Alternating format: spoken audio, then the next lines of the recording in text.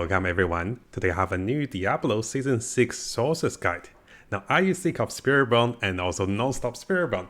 Well, if you want to be farming and also traveling fast across the maps, we do have a number of Sorcerer's builds that can clear the pit up to 115, that can speed farming any of the content, that also have infinite blinks.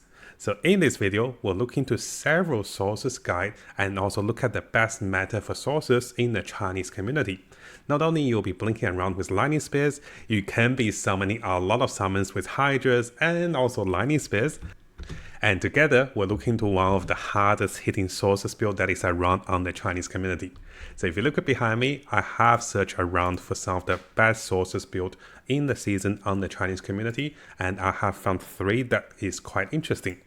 Now there will be some builder's guide that I'll be sharing with you guys, and I'll translate one of them at a time as we go through the build.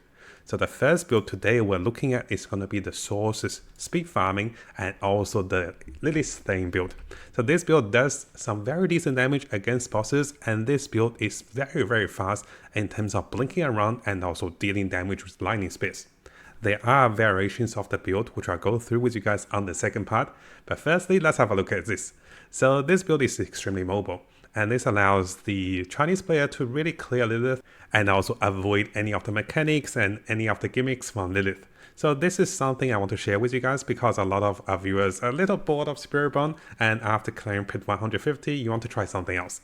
So yes, this particular build is extremely mobile, and as you can see in the demonstration of the videos, you'll be blinking around and your lightning spears will be auto-seeking. And if you have played the previous season, it is very similar to the previous build, except we're not using frozen orbs.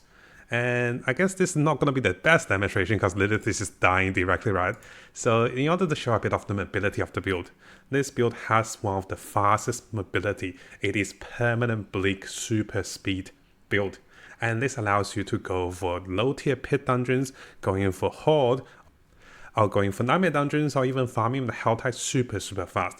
You can be zooming around across the map within seconds, and this could be as fast as the evade build. So this is the infinite blink evade build, as you can see over here.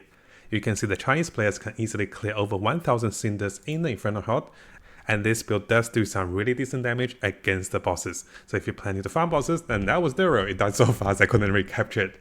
So yes, this is the build I want to demonstrate to you guys, and this build will be featuring using a lot of mobility, super speed, and also blinking around across the map very fast. And of course, this build can clear Undercity solo within 1 to 2 minutes. Usually 1 minute and also 30 seconds, they can be clearing Undercity super fast. Now, before we jump into the builder's guide, I would like to say a thank you and also credits to卡西斯LeoK over here. He has also shared another version of the build which he is summoning Hydras, and we will be looking at other variations of the build that can deal 10 times and even higher damage should you want to have a look at the top meta Chinese builds. So coming over to the builder's guide shared by Leo, you can see that he is using Harlequin's Crest and also the Ring of Starless as his legendary or mythical unique items. He is using several unique items over here with Remnant of the Infinite, which allows him to pull enemies as he blink around. He's using Fist of Fate for additional lucky hit chances and also more stats and also attack speed. He's using the Pen's Eggshell Conduct over here to provide himself with additional Chain Lightning and also Rakanos Wake for additional cooldown reduction, additional elemental damage, and also additional procs. Finally, we do have Tarasha's Loop over here, which allows him to deal even higher damage. There are only 3 crafted aspects on the gear choices over here. The first one being the Shredding Blades, which allows him to do additional damage through vulnerability damage. And on the second one, on the Catalyst over here, we do have the Energy Focus, which allows him to have higher cooldown reduction and also critical hitting with lightning spears, now arc additional times, and this is based on the critical strike damage, which is essential for the lightning spears build.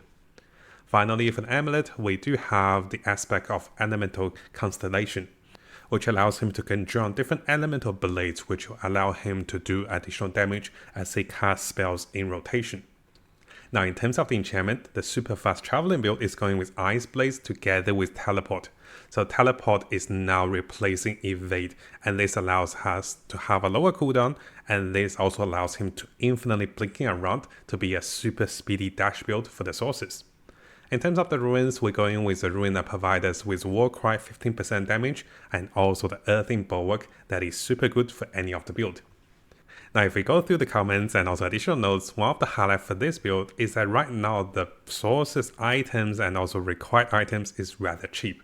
You can see some of the items he have only one great affix. Other items he was able to afford a triple great affix because not a lot of people are playing sources.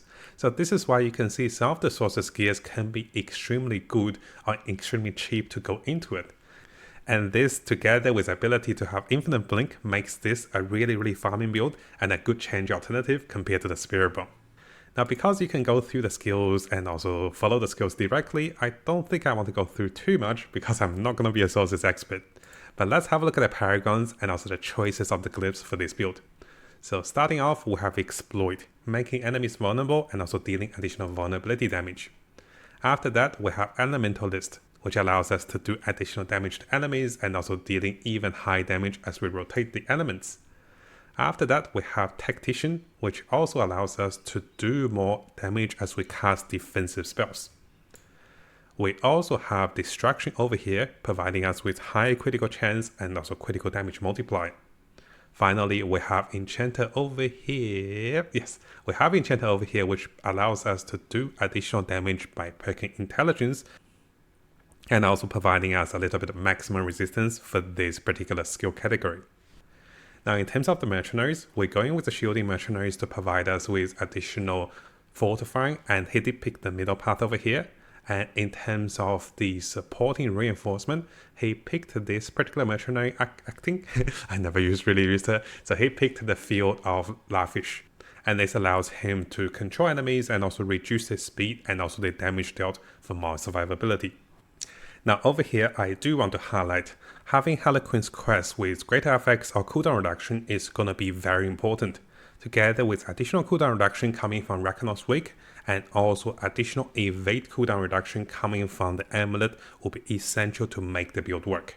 So having a look at the skill rotations and also the concept of the build, you are casting your spells, but mostly you are dashing and or you are blinking around using your spacebar or evade button.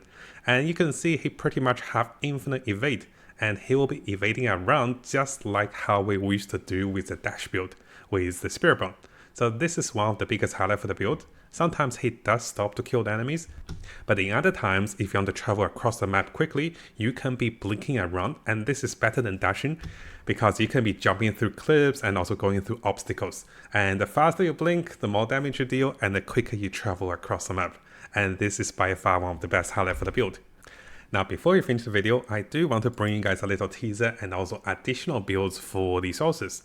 So Leo over here, the Chinese content creator, also provided another form of the Infinite Summons Blink Dash build. This is a variant that is a work in progress.